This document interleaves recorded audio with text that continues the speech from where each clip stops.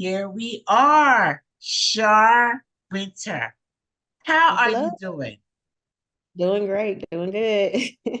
Shar, I'm Happy to be. so glad. I'm so glad to have you on the show. You just don't know because and I'm gonna talk about an interface, y'all, because I've really been wanting Shar on the show for like the last year. No, I know we've been trying to work through schedules I and everything, and then know we were able to get you on Expat chats. That was an excellent chat. So I'm it glad we've was. had a chance to It connect. was a Yeah. really good chat. And when I tell you that when we finally got together and got to talk, I'm like, Dad, I love that sister. I just love Yeah. her. I love you so Yeah. much. It's like, sure, it's like a lot of people do things for a lot of different reasons. And I think that sometimes when you're doing things, your reasons might change over time, depending on how things are going. But one thing that I can say about you and what I feel about you is that you're so genuine. And I know that, we're going to talk about the expat chat and the expat app in a little bit, but I really feel like you are a person who is sincere. You are sincere. Okay, that's You know how good. is that I'm serious and it means a lot. And I just Mhm. want to say this before I let you introduce yourself that during this process, so we are both on social media, and I mean everybody is on social media. If you want to really get out there, I don't care if you like social Yeah, media. it's like it's You need to fool necessary. with social media.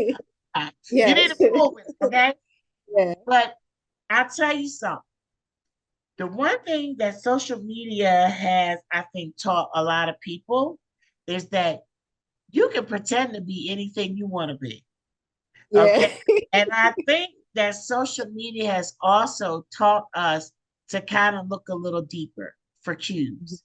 And I Mhm. think that one of the things that is most attractive about people who are on social medias, influencers, such as yourself, is when people can recognize um, that authenticity.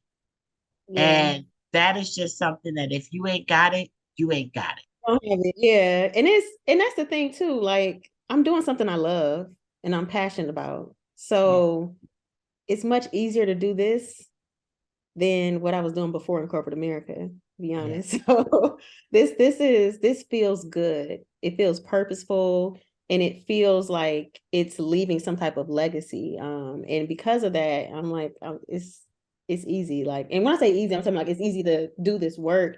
There's hard parts, obviously, but I feel like I'm finally walking in my purpose and doing something that I was put on this earth Yeah. to do, you know? It's not easy, but if you are up at 2 and 3 o'clock in the morning doing it, you have the Mhm. energy to do it. Yep, When yep, it's yeah. Even something though you it's like just 11 gotta o'clock at do, night right now, and I'm like wired, you know. you So said what? it's like 11 o'clock p.m. right now, and I'm like Is it wired. You know? really? Yeah, yeah. We're 5 hours ahead of Panama, East Coast time too. Yeah, Oh, I forgot because me and Shar, we've been talking like way we've been before we talking this. started, way No, before it's always good catching doing. up. I mean, something, but it's a good thing. And what I love about this journey is the amazing people that I get to meet. And so, what I Yeah. really want to ask you about right now is just to ask you to tell us about yourself. Where Mhm. you're from and how you ended up in this place, being an expat in Portugal. Yeah, yeah, yeah. So, I mean, Shar Wynter. I'm originally from Detroit. My family is from Jamaica. So that also played a really big role in my desire to live abroad because at a young age, I had the opportunity to get exposure to life abroad. You know, when we took those visits back to my mom's, where my mom's from in the country in Jamaica. And the country in Jamaica is much different than Kingston in the city. So very unique experience, but it was really enlightening and that also ignited like my love for travel. So I'm a super avid traveler, love traveling, and I'm one of those I want to see it for myself type of people. I don't believe anything I read or see until I like see it myself. So that's part of the reason why I love traveling, because if I see somewhere like, on TV or a magazine, whatever, I'm like, man, I wonder what it's really like. I want to really like, what is it really like there? And that love for travel, and those like seeds of like living abroad that were planted when I was younger, they just never went away. So I was just motivated all the time by like, how can I get a free trip? How can I get a abroad experience or So experience let me abroad? ask you this: how old were you when you made your first? Was your first trip to Jamaica your first time out of the country? Yeah, like not counting Canada, because Detroit's so close to Canada. So Yeah. obviously we go to Canada often. Back in the days when you didn't even need a passport to go over. Right. Um, all pre 911, obviously, and 9/11, I mean. And but Jamaica was my first, those visits back to my mother's, where my mother's from. My dad's from there too, as well, but we used to go back where my Wow. mom lived. And it was really special. I actually got a chance to meet my great grandmother, like in person, like not many people get to meet Wow. their great grandmother. Yeah. And it was just really special. Like there's something very special about Jamaica. And I felt so connected. Like when I was there, like I belong here as well. I was like, oh man, I feel more like I belong here than I do in the US. Even though I was young, the sense of uh like peace, I guess you could say, is what I Wow. felt. Yeah. That is so interesting because you said you were coming from Detroit. Mhm. You were coming from Detroit, Yeah. and Yeah. you made a point to let us know that you wasn't going to the touristy parts, No, uh, no, no. any parts We of Jamaica. country. You went to the Listen, country. it's So what the was that outhouse. like for you? Oh my gosh. So like outhouses. What people here in the US, or not here, in the US would call shacks pretty much. But like seeing my family there so happy and fulfilled and self-sufficient, it at an early age, I was able to challenge social norms of happiness and success, because I'm like, here's my family happy and successful, you know what I mean? And they don't have all these material stuff. Like Detroit is very materialistic. And then we moved to the suburbs, which is even more materialistic, right? Yes. So it's like growing, it was such like the huge contrast, right? Allowed me to really start to question and form my own beliefs around like what does happiness look like? How important is money? Like all these things at a very young age started to develop from those trips to Jamaica. I love that. I really do love that. I didn't have that luxury when I was a kid. It is And a the lot. Yeah. experience I had the only experience I had with international travel was the brothers in our community that had gone to Vietnam. And I Oh wow. realized that as an expat, when I Mm-hmm. started asking people like, did you travel with your family and stuff? That was my experience internationally, Mm-hmm. was they had gone to Vietnam, so that is really, really interesting. And you noticed that your family was happy. So you didn't mind going to the outhouse or anything like that? No, no, I was terrified. So another thing to note about me, I'm a germaphobe, and I'm also like I was a scaredy cat when I was younger. And so they used to get these tins. In the tin, you like a bedpan, and you pee in the bedpan type of tin thing. And then they would obviously throw it out, into the outhouse in the morning. But I was terrified at night because it's dark. There's no, how in the cities lights everywhere. No, there's no lights. So I was like, I'm not. And when you go into the outhouse and you close the door, I will never forget this. The first Oh time I went in my there, God. to see snails. And I was like, oh no. And I was You like, I'll see just snails? snails. They were all like lining the thing. Because it's the country. Like it's like being out in nature. I mean, it's when I say the country, it's like around a 3 hour drive through the mountains. Like this is not the city life. So I mean, where my mother is from is the country. Yeah, like she knows how to do everything. She knows how to like do everything, like kill a chicken so you can cook it, all these things. Like, and I Wow. remember that was that it was just I had a very early exposure to just alternative lifestyle from like Detroit, It was very different. So when you would go to your grandmother's house, and I'm sorry, I'm just was totally amazed with this. Okay. Great great grandmothers. Your great grandmother. Yeah. All right. So when you would go Mm. to your great grandmother's house and your mom you got siblings? Yeah, I have a sister, older sister as well. And sometimes like my grandma would take, like we didn't go often when we were younger, but like I may have gone like 4 times as a younger person. And then we started going as a family. We got older as well. So, okay, so when you went as a younger person, I mean, totally different. than anything Mhm. you experienced in um Detroit.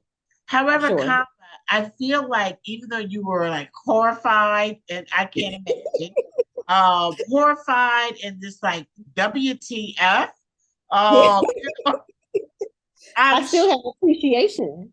I still had an appreciation wow. because I was like, man, I didn't feel at the time at first like lucky to be living in Detroit, but then I was like, man, we are lucky. Like we don't, we are fortunate.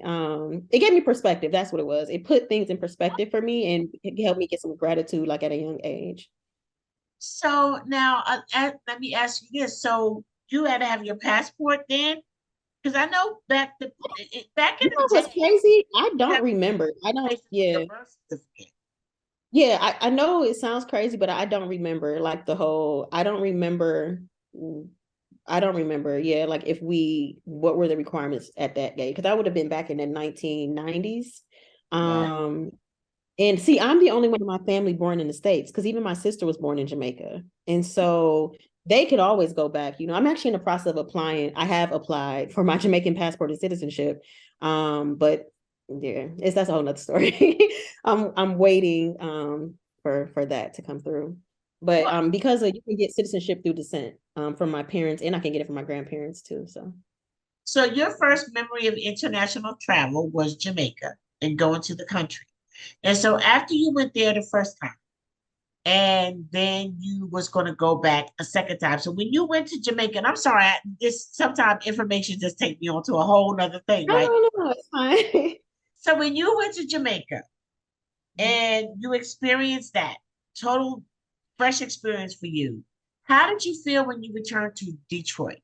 Did you feel like I ever want to go back there again? Or did you No, feel like, like you said, you felt like blessed because of the things that you had? How did it change you?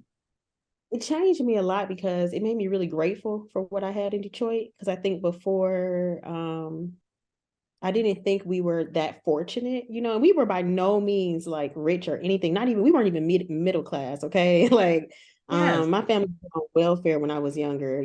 So like not. I'm just saying like I was single parent household. Just me, my mom, my sister, and so it made me grateful, but also curious. It kind of like planted that seed of curiosity. So I was like, I man, I wonder love what the rest of that. this world is like. I love Like that. what? Yeah. Sure, it's the difference between me and you in that when I met my husband in 1993, and he was like, "Yeah, I'm from Panama." I'm like, "Okay, that's nice." And like when I retire, I'd like to go back to Panama. I'm like, "Okay, I'm not going to know you then." So, I mean, I doubt that would be a conversation that we had now, 30 years later. I can remember thinking for the longest time, not even being interested, sure, in Really? travel, Mhm. because I knew that I was in the best place in the world. That, sorry, there is nothing better than the United States, okay? And that's just where I was in my thinking. But I Mhm. just wonder how that would have been different had I had Mhm. an experience like what you had or with other people that were able to travel. Because even though you recognize that how good you had it in Detroit, you recognize that there was another world out there, and what else might there Yes. be? And all I kept thinking, I wanted more. Like I want, and I couldn't like I make so many life decisions off of how can this help me travel? Like I'm not being funny. Like I chose my job based on that. I mean, I just made a lot of life decisions around like, okay, so how can I travel? How can this get me? Because like I said, we didn't have, Travel yeah, situation. yeah, because I'm like, well, who paying for this ticket? Because I mean, I would literally write papers in college and submit them to conferences just so I can get a free ticket, a free trip to go to the conference and see a new city. I would do summer programs every single summer, and I would apply to like research programs in math and research programs, just anything I could get my hands on. I didn't care what the topic was. If they were willing to pay to send me to a city, I was like, I'll give you a research paper. I'll do research for the whole summer. but you're sending me to LA, cool. Like I did whatever it took Wow. because I didn't have the money myself. Because even in college, in school, I was on scholarship. Everything was scholarship because we didn't have any money saved for college. Right. So I graduated top of my class. I was valedictorian because I know we needed money for school, and I was like, I'm gonna be the best student I can be to get the money that I need so I can go to school and so I can travel. Like that was my whole thought process. So you think all of that started from your exposure to Jamaica? Yeah, absolutely. It was what let me know there's like there was another world out there that was different than, just the confines of like Detroit or even Southfield, where we later moved to Southfield. It's like a suburb of Detroit. I absolutely love that. So then you ended up so then you ended up choosing over time. Let Mhm. me ask you this. Okay. Do you remember when you got your first passport? Yes, I do actually because well, the first one as an adult, okay. So Yes, I'm sure yes. I remember because my roommate at the time, I was working at Deloitte, finally got a job, and she wanted to go to the Dominican Republic for her birthday. Now, mind you, she was going to the Dominican Republic and bringing like 14 friends or something crazy. And I'm like, this is never going. Who can get 14 people to afford a trip to the Dominican Republic?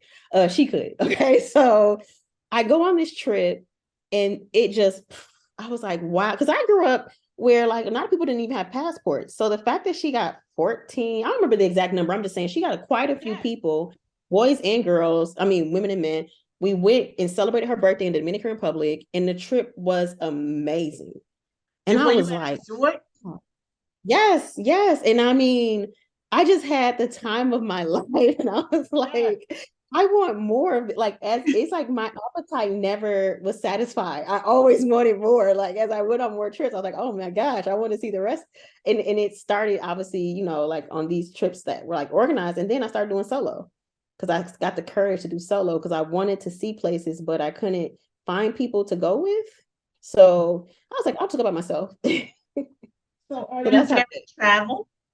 So have hmm? you been to a whole lot of countries? I've been to over 50 now. Wow, sure. I will solo travel. I love solo travel. I lived in London for some time before moving to Portugal. So I spent 3 years total in London, and that was through my job. Again, I picked my job based on like, Based on can I travel? can I travel and can I move abroad at some point? And I remember the first like week I got there, I started looking up international job, like roles in the company. And they're like, you have to be with the company for 2 years before you can be eligible. So like at 2 years in the company, I was like, okay, can I get this job now? Like I was they had to be sick of me in HR and Wow. talent because I was so on top of it. I was like, no, I want to move abroad. I want to go abroad. And London was the option for me because I did not know another language. And I was like, man, I'm like, where can I go? Only knowing English. And this is before I knew you could move abroad, even if you don't know the language. I didn't know that time. And so that's how I landed on London. And it was phenomenal. Like Wow. rough 6 months London to was start. phenomenal.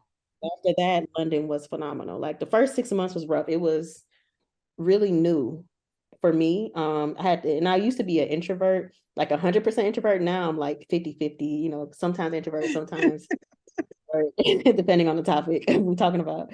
Um, and that London experience like solidified everything I had ever thought about the living abroad experience. I was like, oh, this is so much better. Wow. It affirmed all the things that I thought before, like, oh, it's going to be more fun. I can make more friends. It was just a really fulfilling experience. And just when I thought like London couldn't get any, like London was the top tier, like there's no better living abroad experience than London. Um, the universe brought me to Portugal. And Portugal has pleasantly surprised me. Like I did not expect it to be this great here. And I know people are like, oh, you romanticize it. I'm like, take what you want from it. I love it. It's been going on 3 years now, or Wow. almost 3 years, 2.5 years. And it's just been it surprised me like how rich the relationships are here that I've been able to make with people, my creativity, just being in a space where I'm just like, Creativity. I can exist, my creativity can flow. I meet people who I feel genuinely aligned with in regards to like the type of energy that I want to be around. So those And people are they Portuguese and others or they're what was mostly expats, but also Portuguese. But mostly, I mean, all fairness, mostly expats. Yeah, but also Portuguese as well, but mostly expats. Yeah. okay. So in Portuguese, what is the type of money that you have there? Oh, they use the euro. They So use pretty the much, yeah, yeah, because they're part of the European Union, which is okay. another really good benefit because once you become a citizen, even as a resident of a European Union country, you have a lot of access to things that I don't think people realize, which I think is like an added benefit. So for example, if you're a European Union citizen, you can go work in other European Union countries. You can just flow through. If I want to go work in the Netherlands or if I wanted to go work, in France or something, you can do that as a citizen. I'm a resident right now, and Right. citizenship is something I will earn over time. Right. That's interesting. So, okay, so you've been in Portugal, you said for 4.5 years? No, two and a half years. I moved here end of June 2020, right in the middle of the pandemic. So what is it like? Like, okay, so when you went to Portugal, where did you go there from? Did you go there from London? Oh, yeah, from London. Yeah. So what happened is I worked for Deloitte for 10 years and then I quit my job. That was 2019. And I quit my job because the year prior my dad had transitioned and it had a really big impact on me. Like it made me reevaluate like my life, right? Seeing him die to me relatively young. Yes. Um it made me like rethink like what am I doing all this for? Just for money? Because I was making good money in the States. And I had worked hard. I mean, I had like, it wasn't like someone just gave me money, but I was working. I worked for 10 years. I mean, and so I took this career break, and the goal for me was to figure out which country I wanted to live in because I knew I did not want to live in the United States and figure out what I want to do with my life, like do something more purposeful. I didn't really know what it was. But you said that you left your job in 2019. Yeah. So the goal was to take a break, find a new country to live in, and just figure out what I want to do with my life. I didn't really know. I had been chasing money for so long because when you grow up without money, money feels like everything. And I wasn't Right. even making money like that, but it was good enough. You know what I mean? I'm sure to people who actually make Yes. money, like, oh, you're a peasant, you're making pennies. But for me, coming from like where I came from, you know what I mean? Like I was like, man, I really, money made a big deal to me. Okay. So I chased it in addition to chasing the travel and other stuff. So I go to London. I've decided to base myself in London because I could be in London for 6 months as an American on a tourist visa. And I was like, Hmm. I'll just be based here for 6 months. I have friends there still from when I lived in, London before. Dope community out there. And I just really loved London. So I was like, oh, this is gonna be a great place to be. And then 6 months in, COVID hit. And Wow. so, mind you, 6 months I'm in London. Yeah. I mean, I have been going back and forth because I would travel to like from London, you get super cheap flights. So I was just traveling around Europe. But I was always coming back to London pretty much. Instead of going back to the States, I like use London as my base. And thank God for my friends who let me keep my things at their house. I had stuff in like Chicago, London, Detroit. Like I had my things are everywhere. I actually just this is it this year or last year? I just last year got my things in one of my friend's house. Like it's been 3 years. So I'm thankful for them.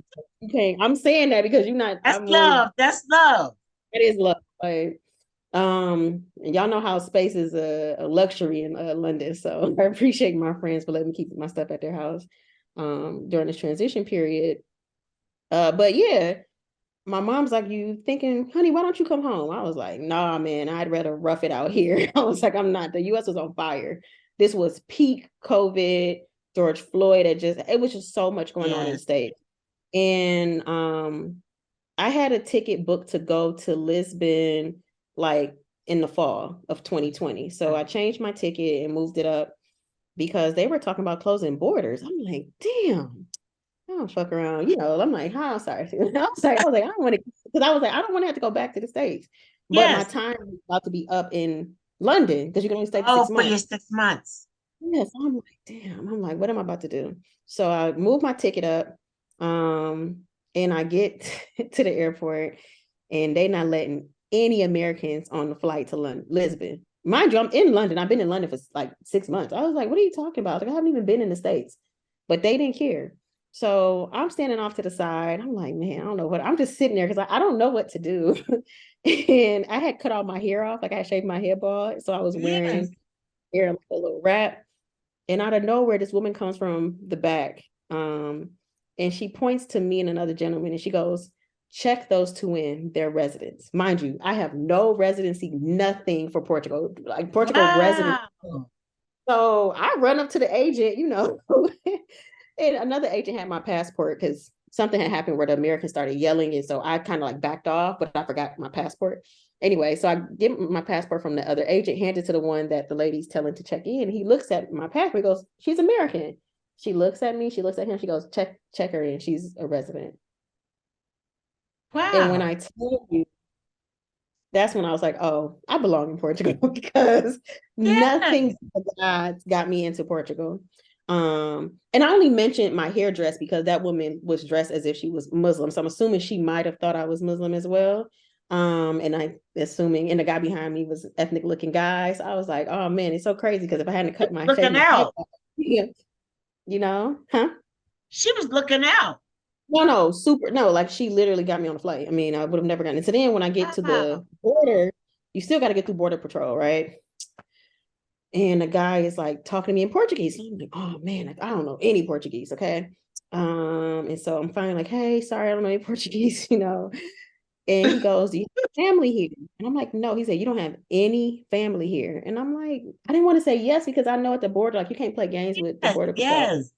Oh, I'm like, no. He shakes his head, stamps me up, and lets me go through. I ran through that airport so fast, got my bag. I was just like, God, and I remember the feeling because I was like, oh my God. Because the whole time I was on the flight, I was like, damn, what if they don't let me in, into the country and I got to turn back around. So Yes. then It was a very uncertain time. no, like traveling during COVID was wild. Yeah. And this was peak COVID. I mean, this wasn't when we had COVID tests or anything like that. This was like peak. We don't know This what's was going on. like everything shut down, COVID. Everything shut down. So I get Everybody into the stay in the house, COVID.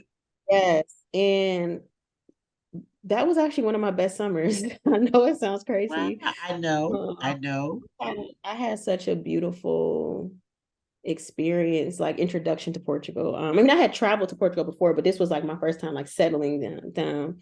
And I'm sitting there like making Instagram videos, like, oh, I moved to Portugal. I'm all excited.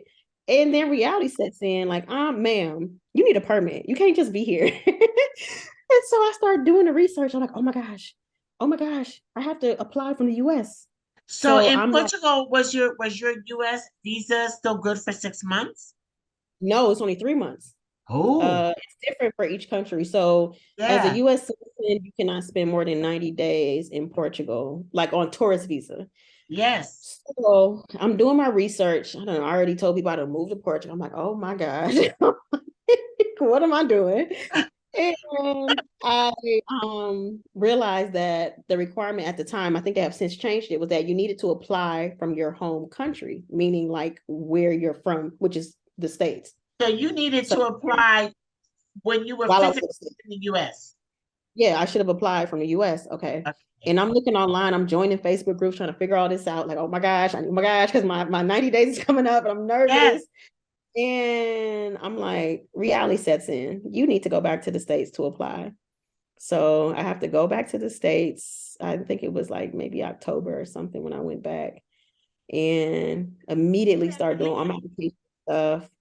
And I got approved, I think January or February. So for those like time when I was back, I was staying at my mom's house because obviously I knew I was temporary. I was like, I am not. I was like, as soon as I get this residence, I'm out of here. And just the waiting game. And mind you, it's the holidays and it's COVID. So things are super slow. Like everything's getting canceled, getting your fingerprinting done, getting your document apostilled from the FBI. You got to do a background check as a Yes. part of the residency process. And I'm sweating every day. I'm checking my email like crazy. Then I have a dream that I got denied. And I believe in dreams. I'm hurt. I'm hurt. I'm like, oh my God. And that's literally the morning that I wake up and saw the acceptance email. Oh, And I wow. cried so hard. You I cried cry? so hard. I cried.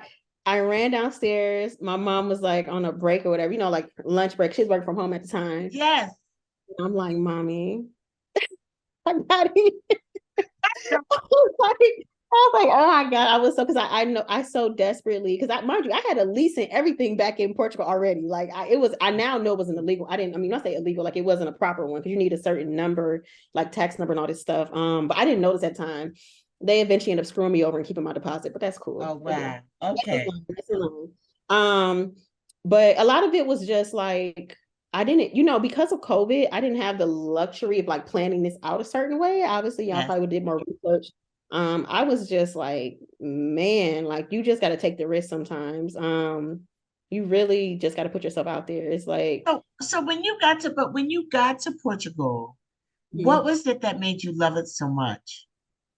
Okay, so when I first visited, fast backtrack to 2017, because that was 2021. 20. Okay, 2017, I visited with my friend. It was my best friend's birthday. We went on a group trip and she got a bunch of friends together and we did a trip to Morocco and then they had like a couple days in Lisbon. And I was like, man, it's a dope little city. I like the slower pace. I love the weather was beautiful. I don't know, I kind of felt at home, like this weird like sense of feeling like I was at home. And Yes. so I liked it so much that I was like, you know what, y'all, I'm gonna actually stay an extra week. And everybody like, by yourself? I was like, yeah. So they all left. I stayed an extra week. And I just explored the country. I went down to I took the train by myself, went down to the Algarve. And I remember falling asleep on the beach with my phone and everything out because I didn't plan to fall asleep. I got Yes. too comfortable. Yes. And I woke up startled and I looked around, my phone was still there. Everything was there. First, and in that moment, I was like, oh, I could live here. Because I know in the States, oh, I wouldn't be able to turn half my back. Baby. Everything would have been okay. I mean, everything was still there. And I was just sitting there eating It's this so bag of cherries. peace. And I was like, yo, I could live here, like for real. Yes. So I felt a weird sense of belonging here from that first visit. Then I felt it so much, I was like, Mommy, gotta come to Portugal. So me and my mom come to Portugal in 2019, and I started asking around for housing prices, like this stuff, like housing. And I just that same building that I asked with my mom, and I remember it was like 1,500. I was like, damn, I can't afford that. 1,500 a month. So when I came back in 2020, now when I told you I went to that same building, but because of COVID, and mind you, they had no travel. Same place I got for 700. That was only 15. Wow. They let me move in within 48 hours. They never took a single penny from me up front. Now, in the States, the lady Yeah. helped me move in, and then she was like, oh, yeah, when you get a chance, you can transfer over the money. I was like, they so nice here. They're so nice. But I think looking back, I didn't put things in context. It was COVID. Everyone was desperate to get any paying customers Any they could get. movement, anything.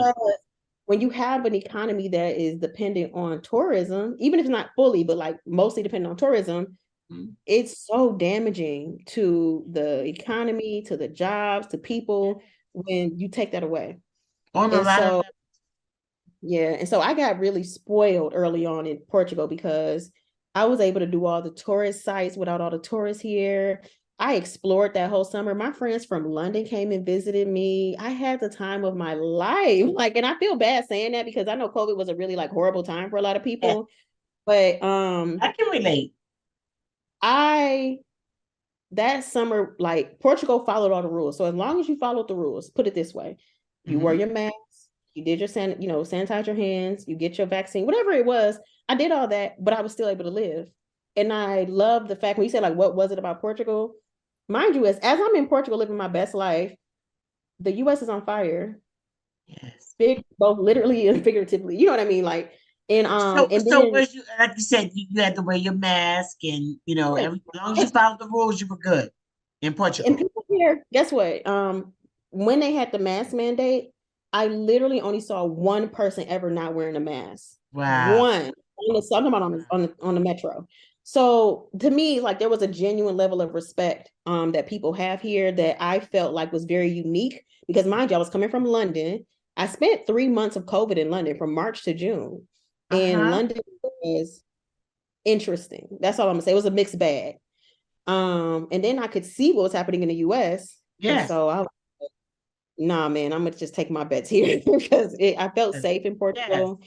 Um, I met some people early on who were just very critical to me feeling at home as well, other Black women, the expat community. Yes. And so all these experiences were just like building up this, desire for, you know, Long connecting the Black term. community abroad. Yeah, and connecting Yes. me to the country. And I enjoyed the people were kind. I do think the attitude and sentiment towards foreigners will change over time because Portugal, what's happening now is so many people are moving to Portugal that prices are like shooting through the roof, right? Gentrification. And so exactly. And so I think the warm welcome that I got, I'm not sure if it's gonna It's be the gonna same. last. I mean, yeah, yeah. So people coming in 2023 are, even people came in 2022, they may not feel that same warm energy and sense of belonging that I felt because they would have joined at a very different time than I did. Yeah. Um, and because Portugal You is joined quite, at a time when they needed you. yeah, and Portugal is quite diverse. So people don't even know I'm not Portuguese unless I open my mouth because there's so Wow. many Black. They colonized so many Black African countries. Yes. Those countries are here and present, very present in Portugal. Hmm. So you have a strong Black community, and what I mean by that, like the presence is here. And I was also to move around and see people who look like me. I didn't feel out of place at all, actually. So Portugal just ticked a lot of boxes because it gave me the peace of mind that I was looking for in a new country to live in. I enjoyed like the weather. They get like 300 days of sunlight, but 365 on average. Um, you can get Oh, around so easily. so you say they get 300 days of sun? Yeah, out of the year on average, out of 365. So like What's that's the temperature like? so it does get cold in Portugal. I know people don't assume that, but it does. So the summers are beautiful and hot, but the like right now, let me see what the temperature is right now. It's cold. Like I'm like, this is cold, but I don't like any type of cold weather. So maybe to some Like people do. like how cold? Like right now it's 45 right now. And it's Oh pretty much dear. almost Oh yeah. dear. I know you're I'm like in Panama. I never want to see 45 again in my life. and I still haven't been to Panama yet. Not So I would 20. love to go. 45 is not 20 degrees, and you come from Detroit, so it's all relative. Detroit. Oh my God. Yeah. I'm like, how my people come from Jamaica and end up in Detroit? Like, what? So, but yeah, no, Wow. Portugal was ticked a lot of boxes and the food was good. I know people have varying opinions, but I like seafood and I like gelato. Boom. Like I'm in the Yes. perfect spot. You was Yeah. good to go. So, Yeah. and they speak Portuguese. Portuguese. Yep. Okay, and I Portuguese did is not know. like Spanish, right? Um, I've heard the Portuguese get offended when you say that, so I'm not going to say Really? yes. Okay, so I But didn't say that. Just take that yeah, back. Take yeah, it back. but there are some. If you know Spanish, there are some words in Portuguese that, and if you look back at the history of between Portugal and Spain, it all makes sense. But I did take Spanish when I was in school. Did not retain it. Um, and so I still struggled a bit. The one thing here is that the people here are quite kind and gracious when it comes to you not knowing the language. So if Mhm, you've ever been to like France or Paris specifically, I heard outside of Paris it's different. They are a mhm. little rude. Like if you don't know the language, they're just super rude and off-putting. But here, most people will just switch over to English, or if they don't know the language, like they'll try to find someone who does know English and can help you, which is to me gracious, right? Because like when Yeah. you go to a country, you should learn the language. So I don't have the expectation that like they need to accommodate me, but I appreciate the accommodation. I really do. And Are you better now at it?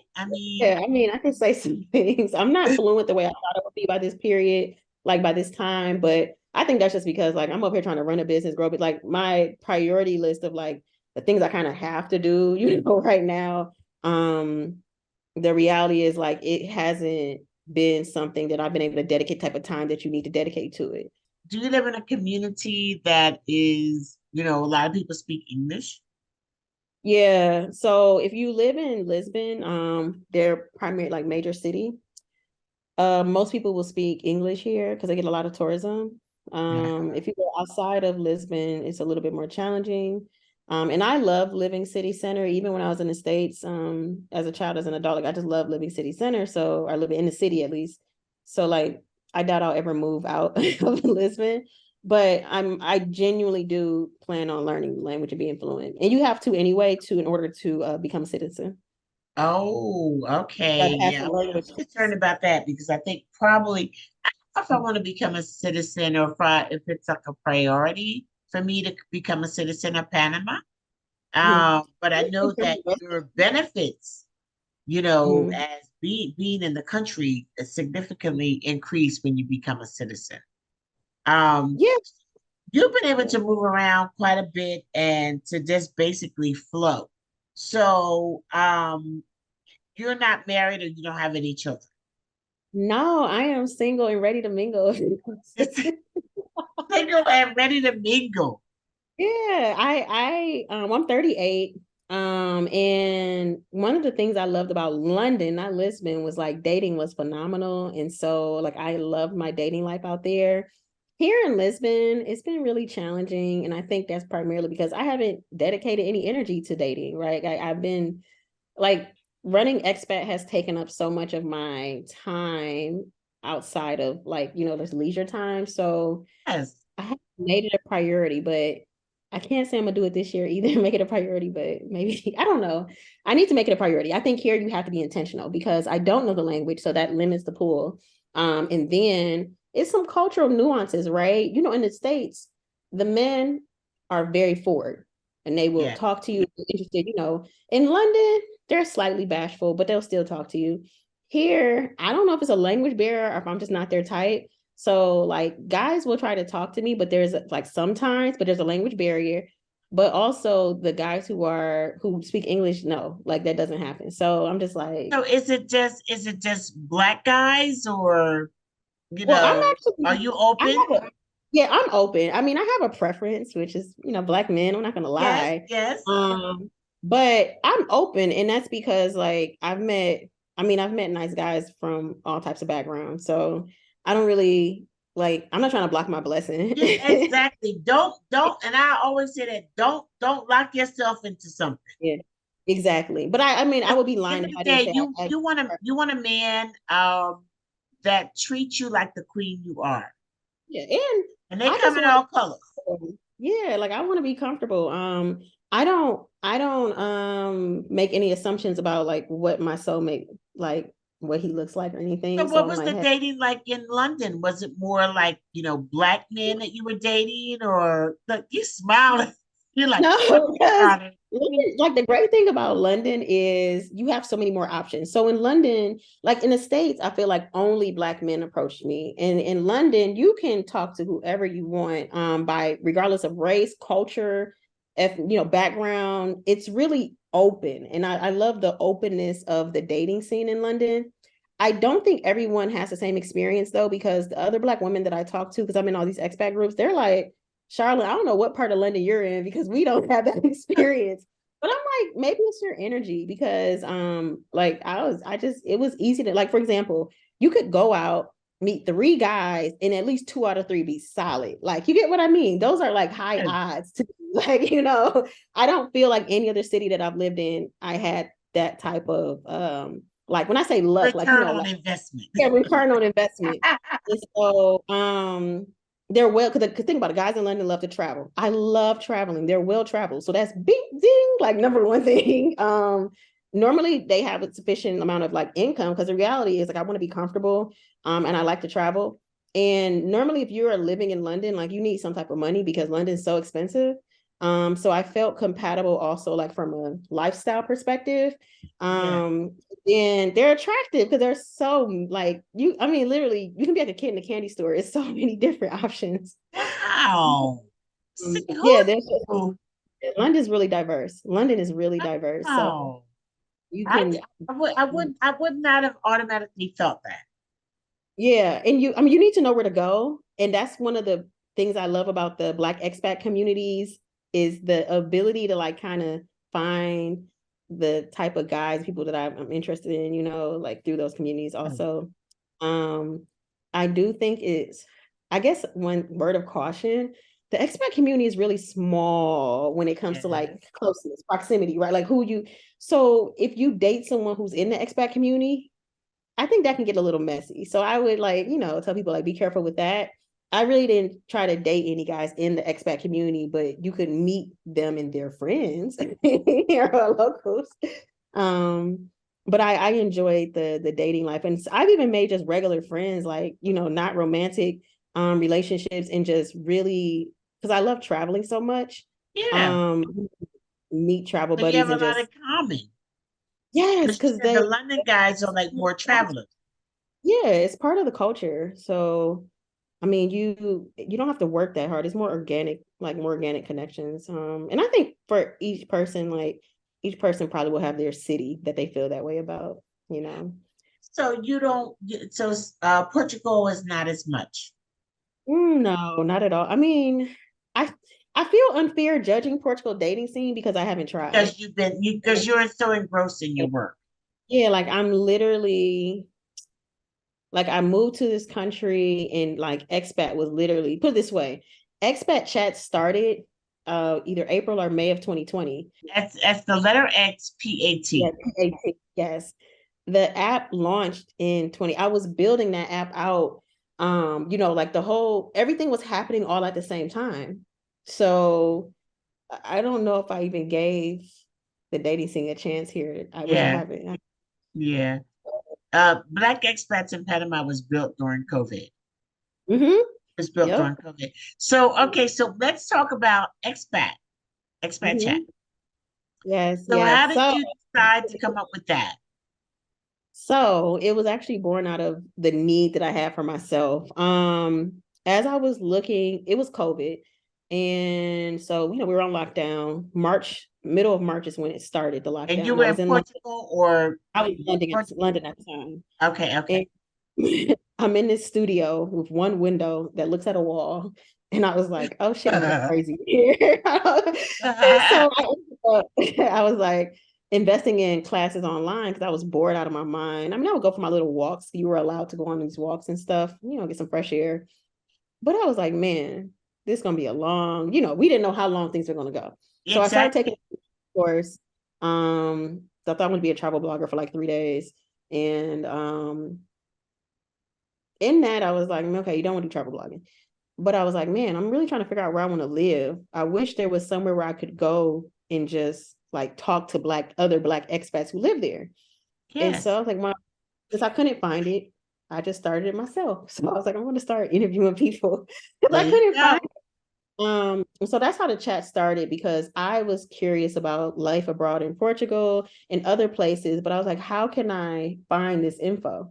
And at the time I wasn't aware of some of the podcasts and things that existed, right? I know we had communities that were like travel communities, Mhm. but that's not the same as a living abroad community to me, because those are two different type of lifestyles, right? Right, Like right. living somewhere traveling has different nuances Absolutely. where then I came and I think I found Black Americans living abroad. I was like, bet this is a group focused on, you know, like the Black experience abroad. So I was really grateful for that group.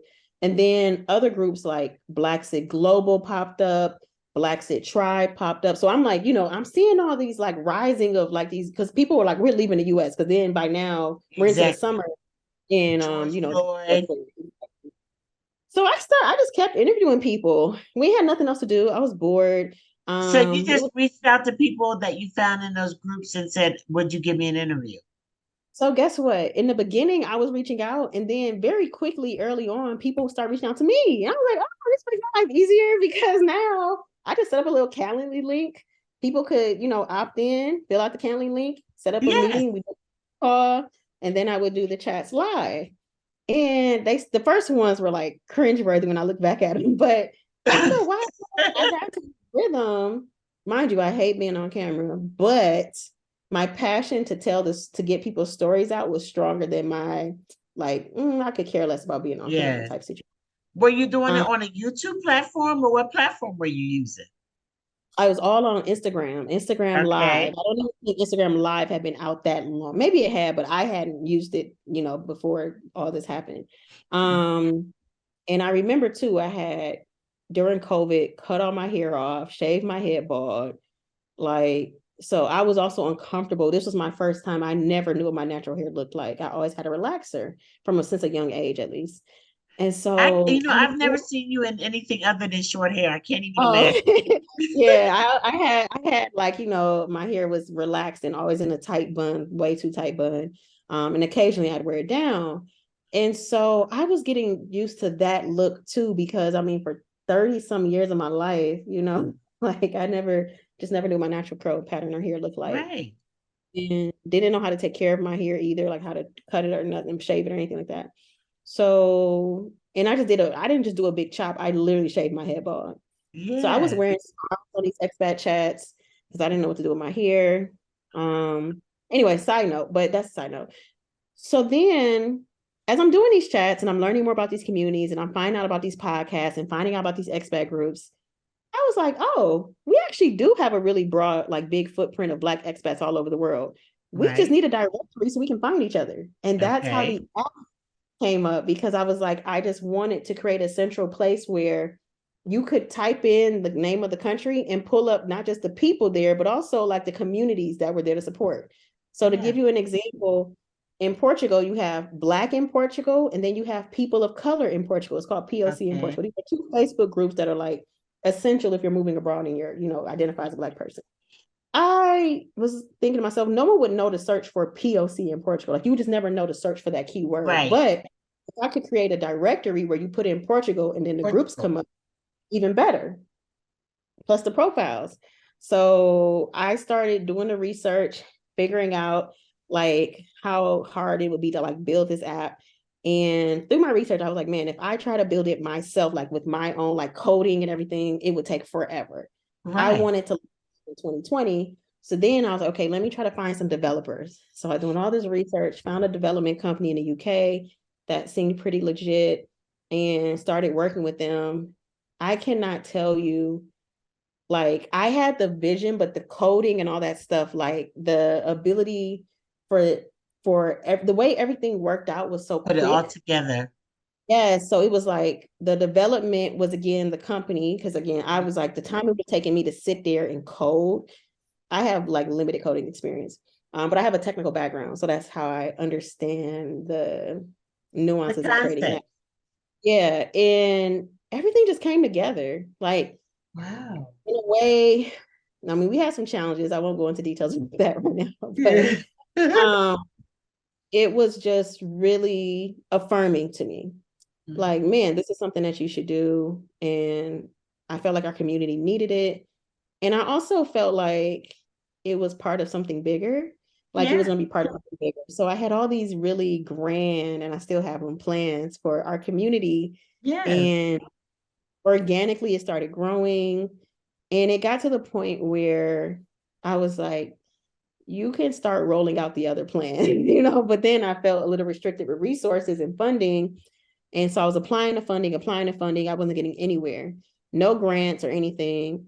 And that's when I decided, like, you know what? It's time to bring on another team member and start looking for investment funding. So not grants, but looking for like venture capital investment. And that's where I'm at now. But our community has grown. We launched, it's now been 2 years since the app started, almost two and Okay. a half. Yeah, we have 11,000, over 11, almost at 12,000 That's members. amazing. I Yes. swear. I And mean, there wasn't nearly that many when I joined the platform. I yeah, mean, and it has absolutely exploded. yeah, and let me, we have representation from over 130 different countries and territories. And that's the part that is more Wow. impressive, because this is counting where people are originally from, where they Yes. have lived abroad, and where they currently live. If you like, you know what I mean? Like, because Yes. my goal is to figure out, like, it's nationality agnostic, meaning it's not just for Black Americans. Yes. Anyone from the diaspora who identifies as, I don't know, Black is an American term, but identifies as from the diaspora, Black, living Right. outside of the country, as an expat, nomad, study abroad student, like, I want you to be a part of this. Um, Yes. and what ended up happening too, that I did not expect, we started getting people who were not even abroad yet on the platform. So the aspiring expats started joining, travelers started joining. So I was like, man, like people really want to connect with these Black expat communities. They want to learn And as much as they can from personal exactly, experience. exactly. And it Yeah, just, so then, and then obviously, I even came across, but I'm not interested in Panama right now, but came right. across Black expats in Panama. And I'm looking at your page and I'm like, oh, they got events, they're doing tours, they connected with the locals. So then I started creating this directory of all the communities because I was like, our community needs to know about these resources. We need Yeah, to know. And so the app became, like I said, this directory of not just people, not just articles.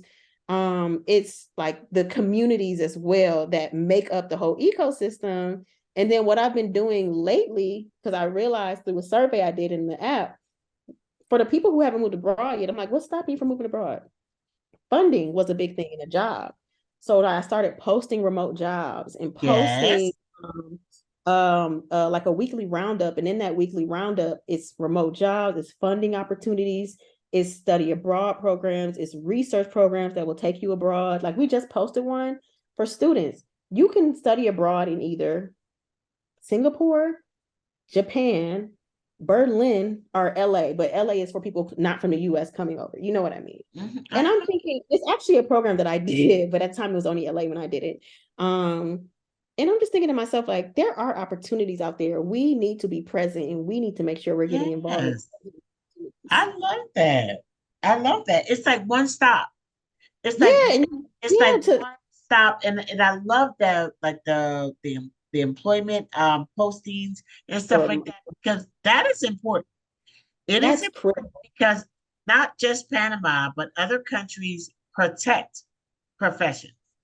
Yeah, So trying to figure out how you're gonna like for the younger people yeah. that aren't on, retirement pensions and things like that, trying to Mhm. figure out how you're gonna make the money where you go is important. So I mean, there's just a ton of information there.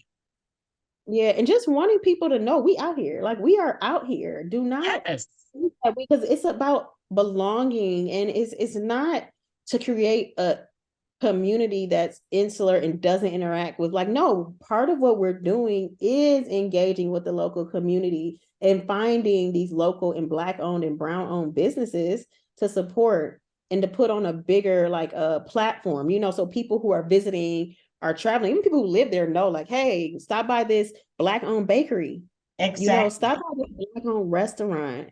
There's so many things happening out here. Like in Portugal, for example, the Black in Portugal team and the Mhm. people of color in Portugal team, they do a phenomenal job of like supporting the local businesses, and they do a phenomenal job of like bringing people together, both locals and expats. And I Yes, think that's something unique because it's not like when I was in London, I did kind of stay in the expat bubble outside of dating. yes. Here it's more integrated, which as it should be, right? If you're gonna move to a country, like you really should integrate with the There's local economy. there's a person on the Expat app that is like building a house or remodeling a home in Yeah, Belize. no, it's Costa Rica. I think it's Costa Oh, Rica. Costa Rica. Uh, Oh, yes.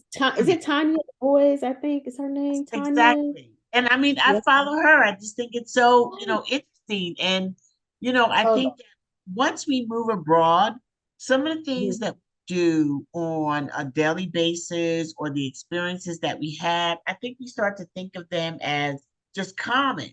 And they're anything but.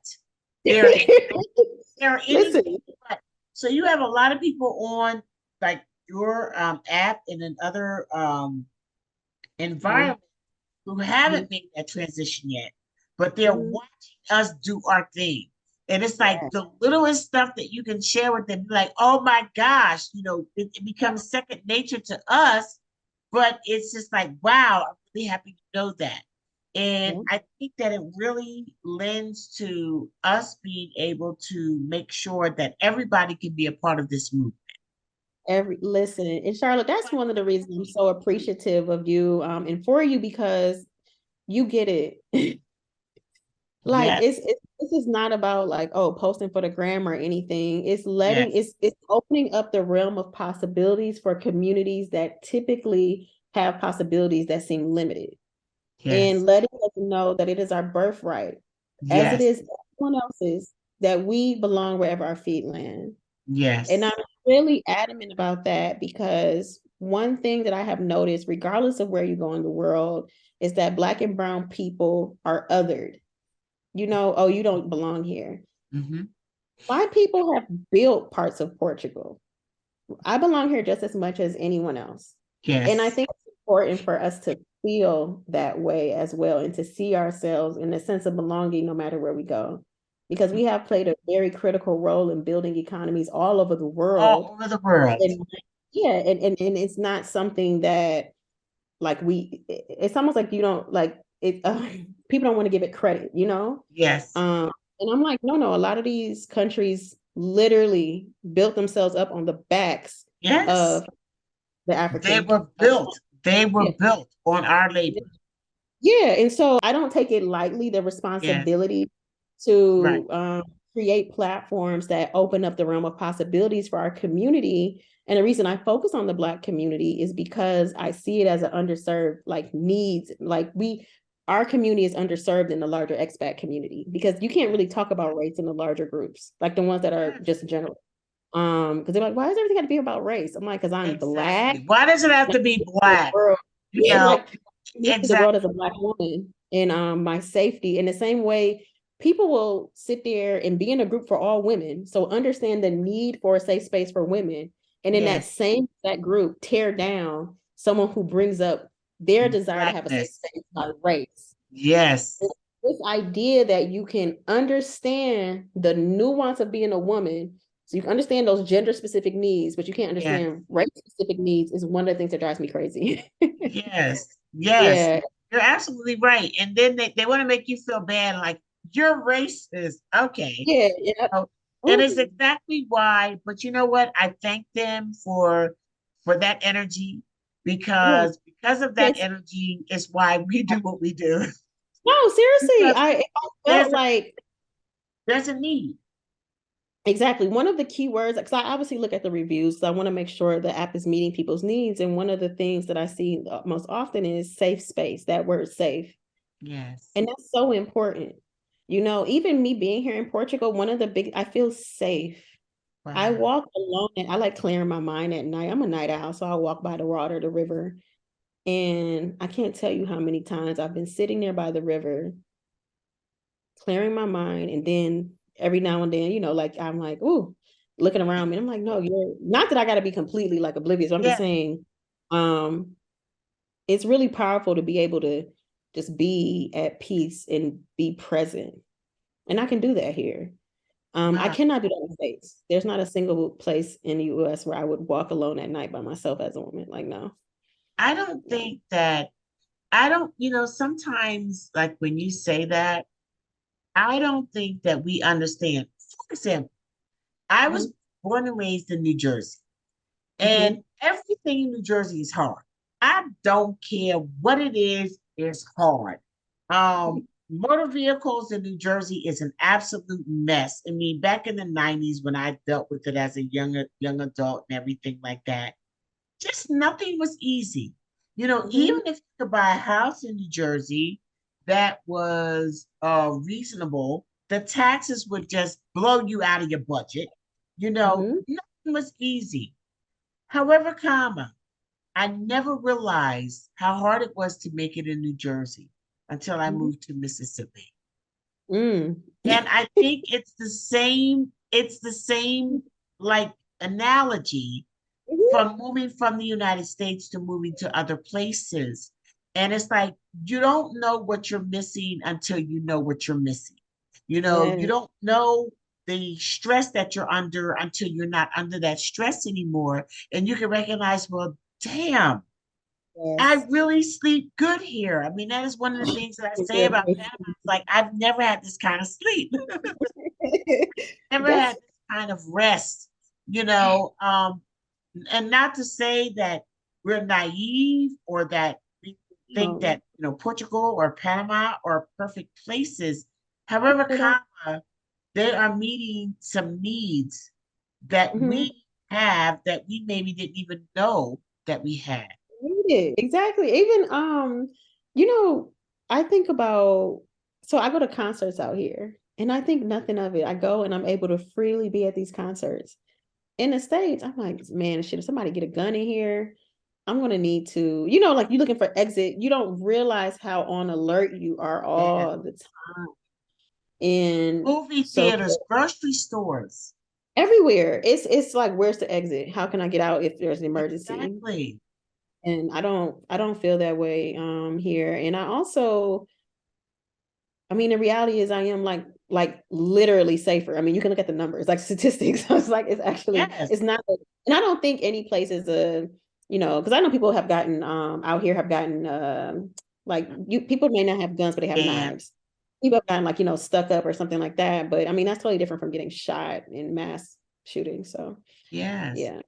by Yeah. someone who doesn't know you or anything Hmm. about you, it is a difference. And I don't like to make people feel that, people in the States that have not decided yet to make a move, for Hmm. whatever reason. I don't Yes. want to, it's not my purpose, and my desire to make them feel like they're foolish for still being in the United No, States. no, no, not at all. Not at This is all. for There's everybody. some expats have a Mhm. tendency to go there. And I Yeah. just don't think that it's appropriate. No. It's just like that point, whatever that point was in your life or my life, that we decided, you know what? I think I just really want to try something else. Everybody Exactly. has that right to get to that point for themselves. And all we Absolutely. can do is share the experiences that we are having abroad. That Take is what you all need. we're doing.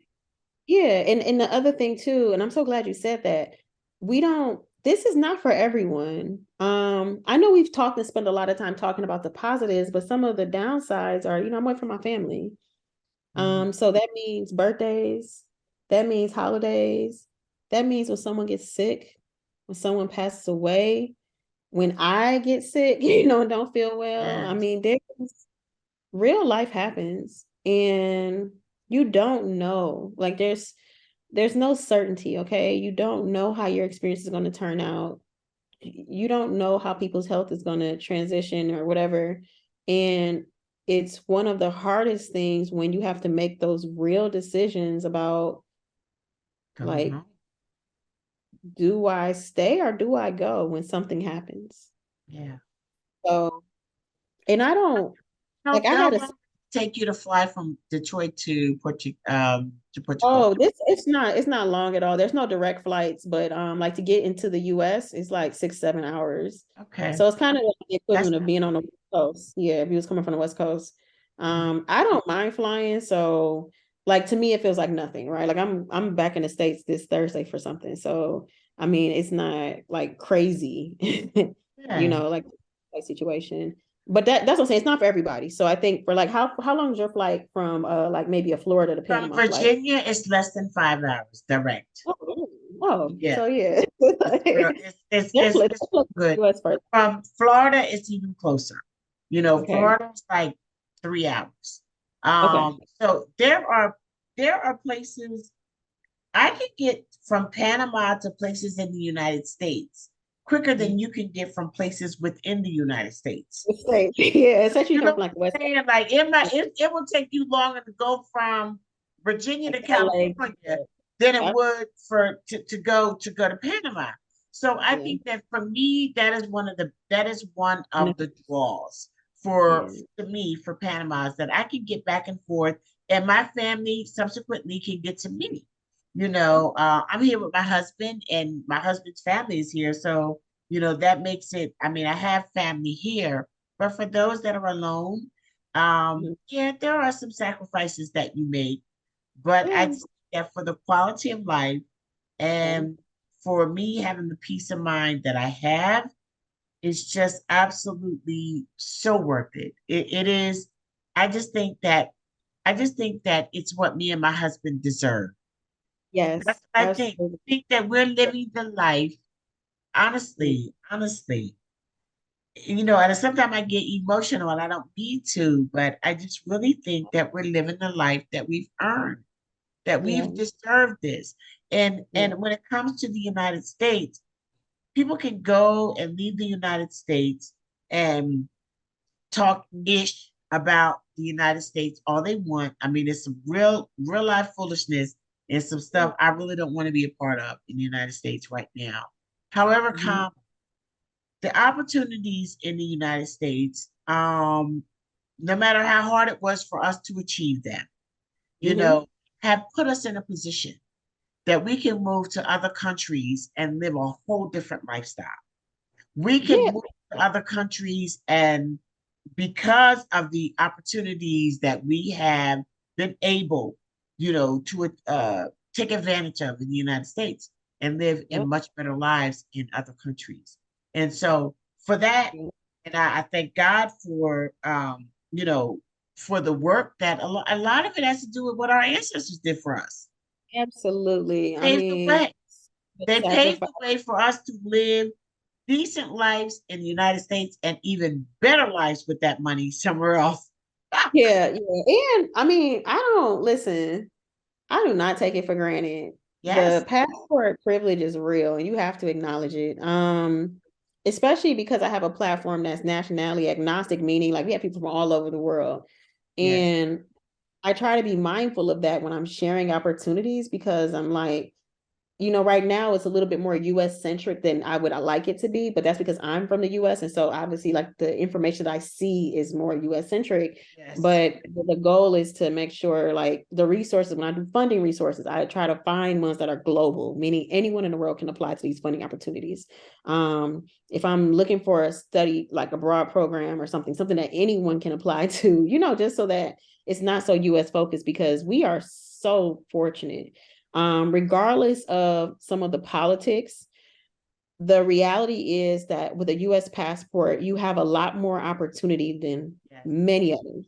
Okay. yes, And something that you cannot like understate because of the fact that absolutely. like there are doors that we can just walk through that other people have to jump hurdles to even get to the Yes, door, right? It's still just not to be let in, which is crazy, you exactly, know? exactly. After they pay all that money, Yeah, we yeah, can't yeah. take it for granted. Yeah. We So I do cannot want to take say it that for part. I granted. mean, yeah, that is something that's worth mentioning because it is a big part. But just because you can both things can be true. You can be from a country that provides you with privilege and probably more privilege on foreign soil than on its own soil, Mhm. and you can fairly acknowledge the faults of that country. You Yes, know, flaws. I think both things like it doesn't. Both it's things can not be an true. or. It's not an Yeah. either or. It's not an either or. It is what it is. Yeah, it is an That's what it and. is. It is what it is. And It's like, the wonderful thing about it is that we are in a position now that our ancestors may not have been in the past to make some choices about this. And yep, and that's what it's about. And when I talk to Black expats living in different countries, and having different experiences, it's just about, letting people know that there are other options, which yep. I never considered in my life ever until until my much later age. Like you considered earlier, much earlier than I did. And it wasn't until I came to Patna, I was like, well, this is so cool. And that was like back in 2004. It was my first real international travel. So at the end of the day, I just think that it's important for us to be present, for us to Yeah, be transparent about our experiences in living and pursuing other countries and what that looks like. Because when people see us doing it, then they know that they can do it. yeah. There's something to be said about the representation, but also the empowerment that the community gets through example. You know what I mean? If you see a single mom with 3 kids moving Yeah. abroad, you're like, oh, okay, I think I can move abroad. If you see We're someone moving 60 abroad with plus year kids, old women, yeah, 60 plus year yes, old women. exactly. Yeah, and it's like our when I do the expat chats, I try to get a variety of experiences, and it's like, oh, the woman with disabilities and her children have disabilities moving abroad. You know what I mean? Like to let people know it is possible. It's Do not possible. limit yourself because, and if you don't like it, don't worry. You can always come back to your home country. So it's one Exactly. of like I'm not, I don't ever tell people to denounce their citizenship regardless. I know it may sound cool, but you actually, at least in the US, you have to pay to denounce your citizenship. And also, if you haven't secured another citizenship before you denounce, I mean, I just don't think that's going to work out. So Yeah, I yeah, tell, you could be like homeless. yeah, that's what I say. I'm like, I tell people be Homeless. careful. I Yeah, can't just imagine ever doing that. I can't imagine. I can't imagine. I mean, things can be different, and you don't know, but I can't imagine being in a situation where I felt like I needed to denounce my yeah, U.S. citizenship. I'm not doing that because I'm going back to the U.S. whenever I'm ready, and yeah. that If you that want, is the biggest thing. It's like when you move to another country, people say, "Girl, you going for good?" Well, who says that? Who does that? When I moved from Virginia to Texas or from Virginia to Hawaii or wherever, does somebody say, "Oh my God, are you there for good?" This isn't me for good. This is good until it's not good. Or this is good until we decide to do something else. It doesn't yeah, have to be just because yes, it's like having locks. You know, when you have locks, and especially, oh my God, you got locks down your back, and then you cut them off, people are like, oh my God, you cut your locks off. Yeah. You your know, hair looks really nice both ways. You know what I mean? yes, I had a Yeah. season for locks, but it's Mhm. okay to let it go. Yeah. Doesn't have And to when you be want to know it, permanent. It make doesn't have to mean that it's a life thing that will never change. And yeah. so I don't know, we may have to do this as a part two, but could you tell us before you go?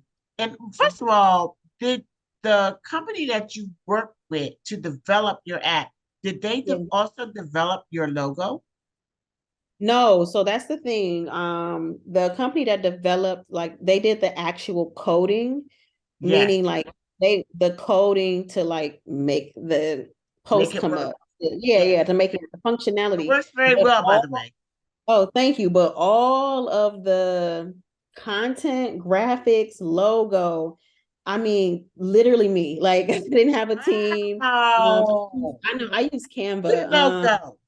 No, I use Canva. And when I tell you it, Canva is a lifesaver. I have their premium. I think you pay $12 a month for it, but it's so worth it.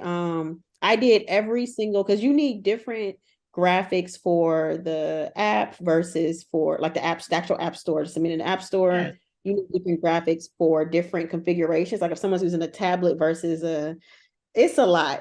I mean, I wish Canva people, covers all of that. yeah, huh? Not found Canva. Canva is not friendly. Canva don't Oh, like me. oh, I love Canva. Me and Canva don't get along, but I mean, No, Canva's my everybody best. was professional looking stuff coming out of Canva. I know Canva has some great stuff coming out of it. And I mean, someone like me, I mean, I'm like a graphic designer. Sometimes when I'm coming out to stuff, I'm like, man, this is good. So it's a really useful tool. Highly recommend it because all of the graphics were done in Canva, like all of them. Not even any no one was hired outside to help with those things. And that was because at the time, I was on my gap year, and after having to pay the developers, because you, I mean, again, you designed the structure, everything, the format, everything. The only thing that they're doing is literally giving you like a shell to Mhm. put all your things in. But you are responsible for the community engagement, like And the managing, content. moderating trolls, coming up with, people, if people, when people have issues with the app and they're messaging support, that's me. I'm just letting y'all know, like, so it's a lot. They're a good team, and if anyone has questions, you can inbox me. I'll share their details. They're UK based though, so I mean, not everyone may be comfortable, but the UK, having worked in the UK before, they have some of the strongest data privacy rules. And because I'm collecting data when people like put their profile, I'm like, oh, I need to be careful with this. I made sure that was part of like my due diligence Right. of making sure I picked a company that's reputable. Like one of their clients is the Rolling Stones. Like they're a legitimate, they're a Oh, legitimate, yeah, that's like a very good. legitimate company. Well, I mean, Yeah, in looking at the app and navigating the app, several times, that I can see that it's quality and that you yeah, have invested in it. But now, yeah. so you also do like consulting. Yes, so because people are like, how is the app free? So the app is free. So we're not monetizing it right now. Because the goal for me was because I knew that money was one of the biggest barriers for our community, when it came to international experiences, I didn't want to go create another barrier to information and access. Yes. And so that was part of the motivation behind it being free, but the app costs money. Okay. It costs tens of thousands of dollars to keep, because the developers, once someone builds you an app, they don't just build an app and walk away. There are updates all the time because Apple makes updates itself, and so does Google. You know what I mean? These phones update. Your Yes, to app has stay to keep. compatible. Exactly. And so you're always going to be paying your developers. If you think you can just build an app, launch it, and say bye to the developers, that's not realistic.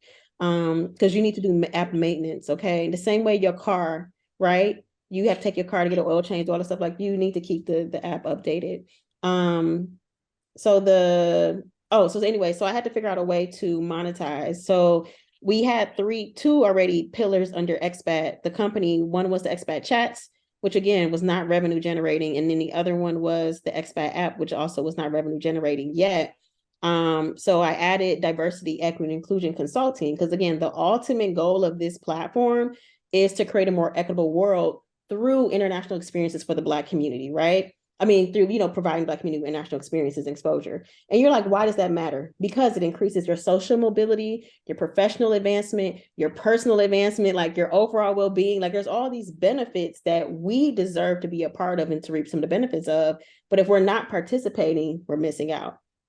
And to give you a very specific example of why this even matters and why we do the consulting, like 77% of companies surveyed, it was some survey they put out like 2 or 3 years ago, said that in order to be a part of C-suite, like CFO, CEO, whatever, of a company, you need international experience. So you cannot talk about upward mobility of the Black community and not acknowledge the component of international experience that's International. needed Uh-huh. to qualify for these upward roles, right? Wow. Mm-hmm. So when you talk about, advancing our community, you cannot leave these things out. And that's why I choose to focus on international experiences. Sure, there are other things that advance our community. I've just chosen this for what I want to focus on. But there's a huge benefit to these international experiences, not just on a professional level or academic level, but just personally. You being able to navigate these foreign spaces builds confidence and it builds your network. So I see a lot. I think you can't lose very much if you do an international Yes. experience. It builds your network and your net worth. Yes, Now, you can do both. yes, yes. So, like, who are your clients? Like, who are Pretty your much. clients? Who are your ideal clients? Yeah, so ideally study abroad programs in any Okay. company that has international experience, opportunities. So like I worked at Deloitte for 10 years, we had international opportunities, right? And the reason that you need to do the diversity, equity, inclusion consulting for these type of companies is because a lot of them aren't even aware that the lack of representation of Black people is an issue to start with. So there's an awareness thing that the consulting and advisory services brings to the table, because it Yes. also into, oh, you guys want to increase the number of Black people in management roles. Well, one of the requirements is international experience. You know what I mean? You Yes. need a on that. But also for the study abroad programs. Right now, in the last report that they've done, Black students are about 13% of academic enrollment, right? This is in the US, but we're only 6% of study abroad. So it means we're disproportionately underrepresented. We should at least be 13% of study abroad programs, Yes. obviously, for the Mm-hmm. population. Um, but we're not. And when you look at they've done so many studies about the advantages of study abroad on people's future success and growth and all that.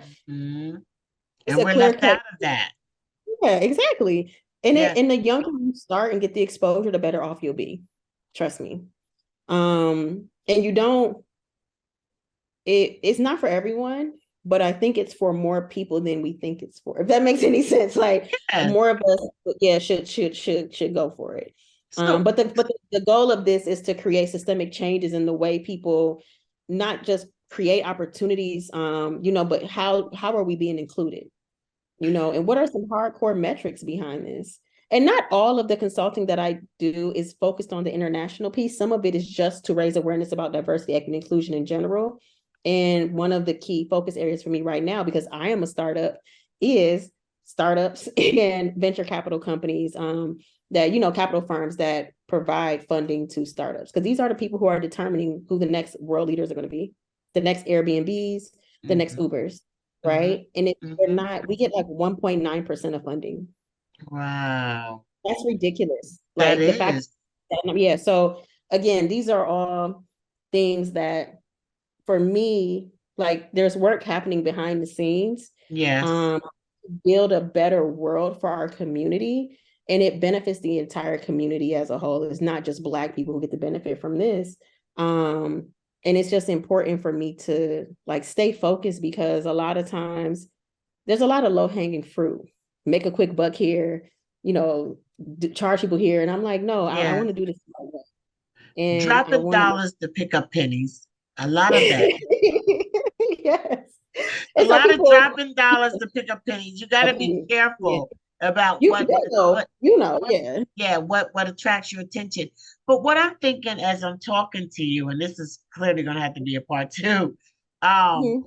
is like, what about travel agencies? What about travel Yeah. organizations? We are so underrepresented when it comes to travel, but when it comes to like marketing and appealing to the Black and people of color, Yeah. it's so common to see, those welcome to the Bahamas commercials when the We're only not Blacks represented. you see are serving. Yep, yep, So, yep, like yep. those kind of things. Like, are you? So so listen, the other thing that's happening is, although the app was built for the expat community and the community that lives abroad, we've been getting so much traffic from travelers. Yes, I already know that's a whole nother yes, like, to say that, like, I acknowledge the need, like I understand it, and it's another user that we need to be able to accommodate in the yes, app. It's just that, this is an evolution, right? It will keep changing and evolving, and we'll keep pivoting to better meet the needs of the community. But I would, being an avid traveler myself, it's not something that I'm going to ever not get to. It's just not right now. What I mean yes, right now, it's not a priority, because the priority are the expats, but I am back in yes, my mind. It's always obviously the travel community, because anything we do for the expat community will benefit the travel community. Trust me. yes, Um, absolutely. so yeah, and they're a big part. But yes, I would actually, I mean, so one of the clients that I would love to, if anyone knows, anyone who works with Amex, I would love for Amex to be one of my clients. And to do some diversity and inclusion consulting for them, because Amex has so many, they have like these experiences. I had an opportunity last year to go to the Kendrick Lamar concert in London through Amex, and it was such a phenomenal experience. And I was like, I want to do more of this, and I want more of us to have that experience as well. Wow. They have a little lounge, free food and wine and drinks or whatever, a DJ. It's just a really nice way to go to concerts. And they have these, that was in London. They have those lounges all over the world. So if you think Wow. about sports, you think about, beyond concerts, right? Yes. And think about, like, again, our community being engaged in that experience. Being a part Um, of it. exactly. So I Being would a love, part and of it. Being at the table. yeah, if Right? anyone knows, people at American Express, Delta, Marriott, or any tourism boards that are like, hey, we're trying to build up, let me know. I'm more than Yes. happy to So work. to have them people call my people. Yes, which is me. I love it. Yeah. And look, I'll probably pick up the phone, but Yeah.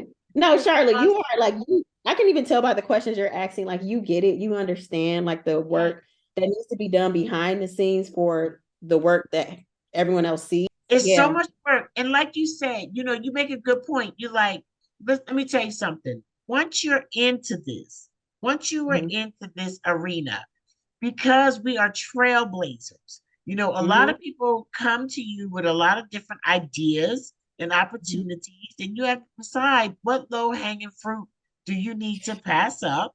What Yeah. do you really need to be engaged in? But the other thing that I think is so important with what we just said was that you like, listen, girl, I know that is something that we definitely need to tackle. However, comma, that ain't some mess that I could do right now.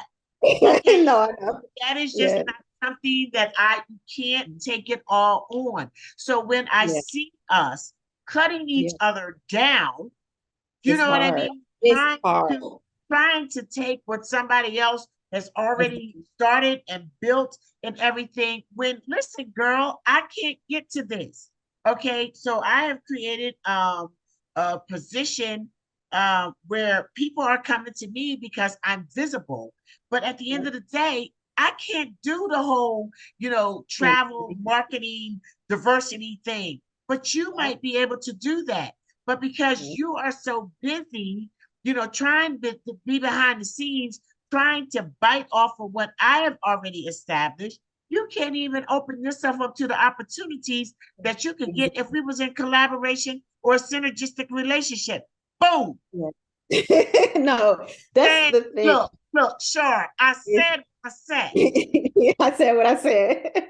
No, it's one of the things that I really would love to see more of is collaboration. Yes. Because I don't care what anyone says, there is enough space for everybody to eat. There is no need to have a scarcity mindset or to feel like you need to block or steal things Or from other people. compete. Just create your own lane or whatever. Yes. You maybe don't do a lane, you do a highway, whatever. There's no need to. There's so many different needs for our community. Figure out Yes. how to solve it. Start Yes. there. Instead of looking at someone else's solution to go bite, literally look at the problems, the unmet needs. If you think the app is whack, well, go build a better one. Yeah. Seriously. And I genuinely mean that. Like, if you see something, I don't like the way this person runs this community, find a better way to meet the needs of the community then. Like, instead of, you can do that without tearing down the existing thing that Exactly. you're looking at. Yeah. Exactly. And even like not going and build another community, because whether people want to admit it or not, that shit is hard. It Okay, is hard. it is not easy. It is It hard. is not for the weak or the faint at heart. And I what am. people see, people see what you have built, and they see the Mhm. result, but they don't know all what's in the back. They Not don't at know all. what you went through or what you sacrificed to get there. And Not at so all. what I'm saying is this: if you see something that someone is doing, and especially a pioneer type thing, which is what a lot of this Blaxit type stuff Mhm. is right now. We're developing, we are Yeah. building. So it's like if you see something that on Expat, that Mhm. Expat app that could be better, Mhm. why not just approach Shar and say, hey, listen, I'm over Mhm. here. I love what you're doing, but there's one thing about your app that I think could be Yes, better. you can. Just so Yep. happens that's my training. Would Mm-hmm. you Like to work collaborate together. so Yeah, that I can help you to make this better and we both win? exactly. And you don't have to, like, because we get people present opportunities to us all the time. Don't Yes. get so offended if someone doesn't want to take you up on the offer, because sometimes it's not a full no. It's like, not right now because I have all these competing priorities. Um, it doesn't mean, even when people don't respond, sometimes, like, I'll read the messages and I may not always respond just because you don't have the bandwidth. Because we think about it, someone like who's running a platform, you might have messages on the app, emails, Facebook, Instagram, and any other Messenger, socials, and the every person has a platform life. they're coming.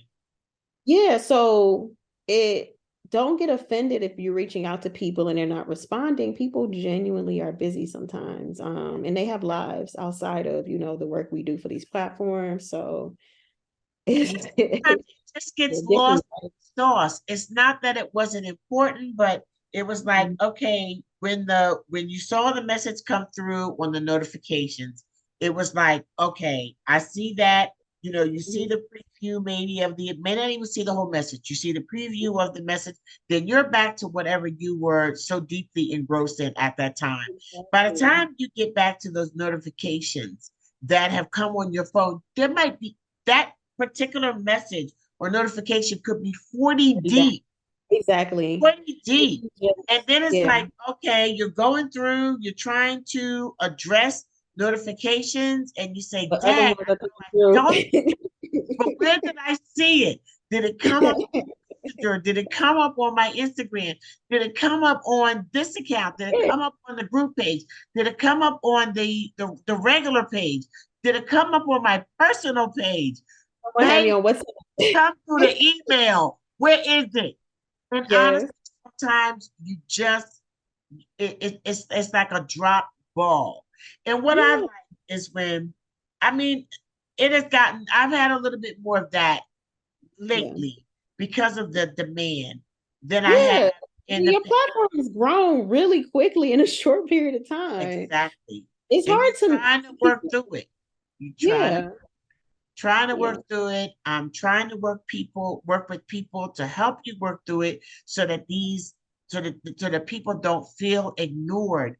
But what I really like is when somebody, if I don't respond to you, that you recognize the fact that maybe it got lost in the shuffle and you come back and say, hey, I sent you a message. Listen, when I Mhm. see a message like that, the first thing I'm saying is, I'm so sorry.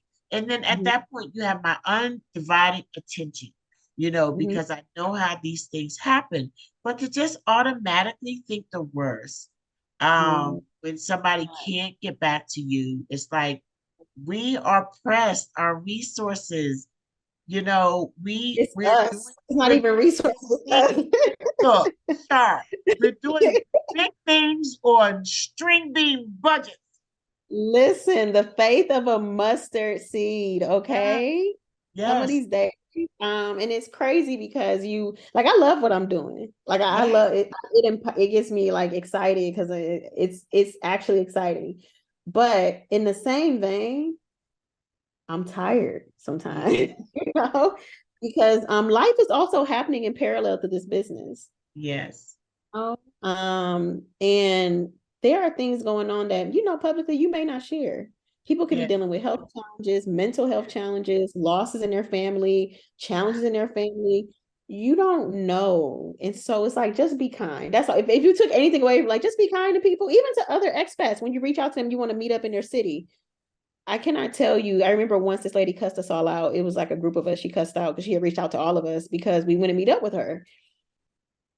And I'm like, we're not on demand. Yes. That's not, Yeah. that there's this platform, but you give people grace. Yeah. Don't just expect because you flew into town, I had to stop my whole life, put it on pause, and make you the priority. That's very unrealistic. It is. And I Realistic. think that people listening to this conversation, like maybe some like consumers on the other Mhm. end of it might be like, oh, they so extra, but Yeah, there are I'm people sure. Yeah. that on the other side of it that have just been given permission to give themselves some grace, you Yep. know. And It as is. we grow these platforms, we always going to try to be bringing more value. Um, Yeah, we're doing a lot of work. but it takes work, it takes time, it takes patience. A lot of the Yeah. things that we do are free of charge. Mhm. I have, you have put things out. I am not a videographer.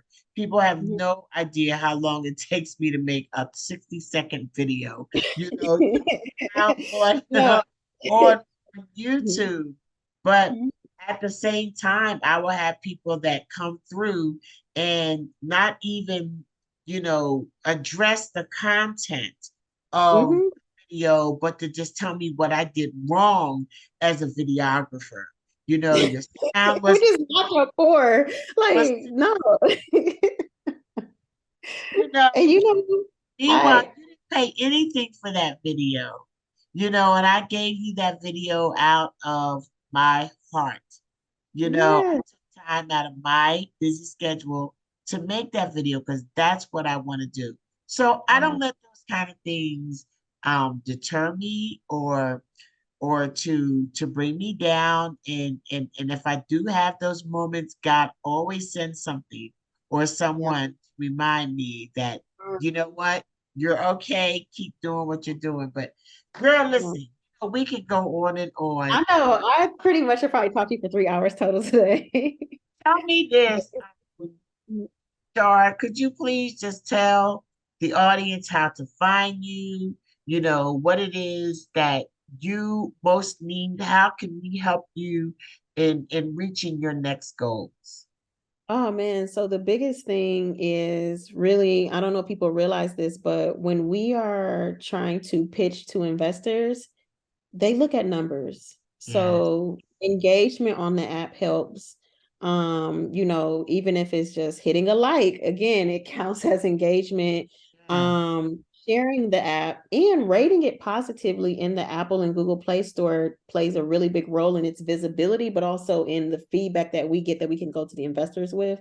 Because we would ideally, our goal is to get more funding to add more features, but it's hard to get the funding when the app is free because the investors are like, why is the app free? So at least we got to show them strong engagement and high satisfaction rate through the ratings. Mhm. And any testimonials, that's phenomenal. If anyone knows any investors who invest in these type of platforms, please reach out to me. You all can find me on Instagram through Expat Chat, such as XPAT CHATS. And my other page is linked to that one. We used to have an IG page for the app itself, and IG took it down. Long story. So unfortunately, we just have Expat Chats right now. And yeah, just through the app. I mean, I actually respond to messages in the app more than anything else. So if you have any questions, the app is probably the best. That's my priority, put it that way. IG things get kind of lost, but through the app, my name in there is just Shar, the Xpat app creator, so can easily find me. Yes, and the app is wonderful. So I definitely encourage So everybody to much. download the app and to Yeah. engage and Yes. definitely engage in the app. That's like the biggest thing because And keep you're your looking to profile updated. expand the app and you're looking for investors for the app. So we definitely want to make sure that's strong. Yep. And just keep your profile updated because again, the value is in the community and people being able to like type in a location. And if you don't put like, oh, I'm in Portugal and someone's looking to connect people in Portugal, they won't even know people are there. So just, keep your profile updated also. And I like too that the app is so I like that the app gives some guidance on like your posts. So you have like you can post in like the community or you can Um, post in Central America Africa, West and America. then they it's always clear like the recommendations on what hashtags to use. So when you Mhm. go in the app, it's very easy to find different information just based on the hashtags because that's very clear. Yeah. Very And you clear. can you can even follow a hashtag. Like you don't have to follow the whole group. You can follow the Exactly. hashtag Panama. So your feed, even if someone puts something about Panama in another group that you're not a part of, because you're following the hashtag, you'll be able to see it. Exactly. Exactly. And I think that the app does a good job on helping us understand how to do that, you Yeah. know. So And so if y'all have questions. congratulations. No, thank you. First of all, your support. Especially because we're still in the early stages, right? This is the MVP, minimum viable product right now that everyone's seeing of the app. Like what we have for the final product will look way different. The support up front means so much Yeah. because it's not easy for people to take to when you're growing and stuff. You know what I mean? You're Yeah. still like trying to figure out how to walk. You're still a little shaky. I pay attention to the people who've been supporting me from the very beginning, and I just really appreciate you because I know you have your own platform and you're doing big things as well. So it's like, to still extend that grace and that courtesy and kindness to others is something that I do not take for granted. And just personally, you've been phenomenal. So I appreciate you a lot. Thank And I'm you so excited much. to see Thank you this so much, journey. Sean. Got nothing but love for you, baby. And it's just absolutely the same thing. I could turn around and say the same exact thing to you. And that's what I love about our, getting together. And I really do hope to meet you and be able to Yes, hug yes, your neck yes. At one some day. point. But we're Look, gonna LA. listen. Trips to Thank you LA so or much for something. being on the show. Yeah. God bless you and congratulations on all your great work. Thank you so much. All right. Bye, Shara.